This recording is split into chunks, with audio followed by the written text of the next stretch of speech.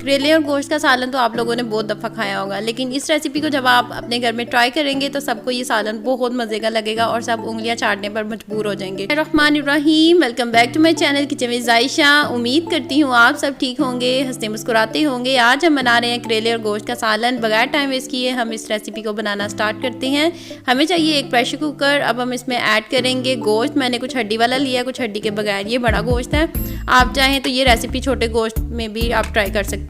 2 glass के करीब हम इसमें पानी ऐड करेंगे। रफली चॉप किए हुए प्याज ऐड करेंगे। ये 2 बड़े साइज़ के प्याज थे जिन्हें रफली कट कर लिया था मैंने। इसमें ऐड करेंगे बड़े साइज़ का टमाटर जिसे मैंने रफली कट कर लिया था। अदरक लहसुन का पेस्ट, 1 टेबलस्पून अदरक का पेस्ट है, 1 टेबलस्पून ही लहसुन का पेस्ट। 3 से 4 अदद सब्ज़ मिर्च जिसे मैंने दरदरा सा कट कर लिया था।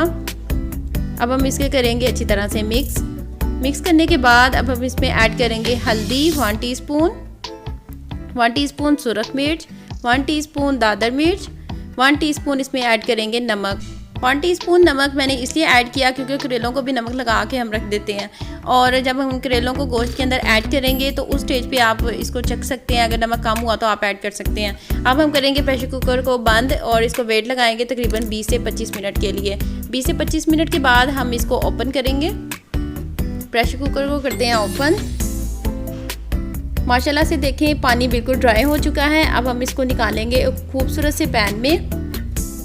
बिस्मिल्लाहिर्रहमानिर्रहीम। अच्छी तरह से सारा गोश्त हम पैन में निकाल लेंगे। रिज़्क़ को बिल्कुल भी ज़ाया ना किया करें, हर चीज़ को अच्छी तरह से साफ़ किया करें। अब हम इसमें ऐड करेंगे आधा कप घी ऐड करने के बाद हम इसकी करेंगे बुनाई।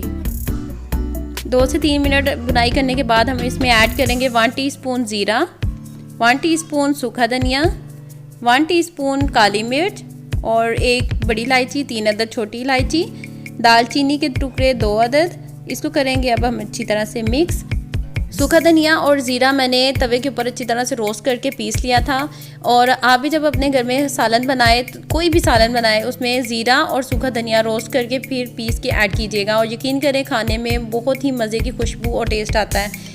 ये देखें जी, मैंने लिए थे 1 किलो करेले जिन्हें अच्छी तरह से वॉश करके कट कर लिया था और फिर इसे 2 घंटे के लिए मैंने नमक लगा के रख दिया था। 2 घंटे के बाद मैंने इसको अच्छी तरह से किया वॉश और फिर इसका पानी जो है वो बिल्कुल अच्छी तरह से निचोड़ लिया था। और अब हम इसको करेंगे फ्राई तब तक जब तक ये गोल्डन ब्राउन नहीं हो जाते।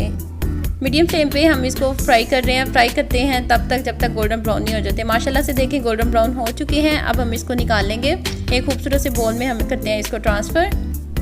सारे करेले हम अच्छी तरह से निकाल लेंगे और जो हमने गोश्त रखा हुआ था एक साइड पे हम चलते हैं उसकी तरफ। देखिए अब इसको अच्छी तरह से मिक्स करते हैं। माशाल्लाह से देखें गोश्त अच्छी तरह से गल चुका है।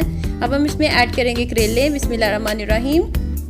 इसको करते हैं अब अच्छी तरह से मिक्स। 3 से 4 मिनट इसकी बुनाई करने के बाद अब हम इसमें ऐड करेंगे दही।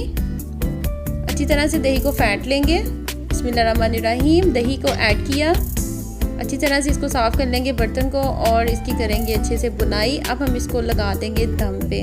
तकरीबन 3 से 4 मिनट हम इसको लो फ्लेम पे इसको कवर करके रख देंगे। 3 से 4 मिनट के बाद माशाल्लाह से देखें सालन हमारा बिल्कुल रेडी है। अगर आपको भी मेरी गोश्त और करेले की रेसिपी अच्छी लगी हो तो कमेंट लाजमी करिएगा और मेरे चैनल किचन विद जायशा को सब्सक्राइब करना मत भूलिएगा। मिलते हैं नेक्स्ट वीडियो में, तब तक के लिए अल्लाह हाफिज़।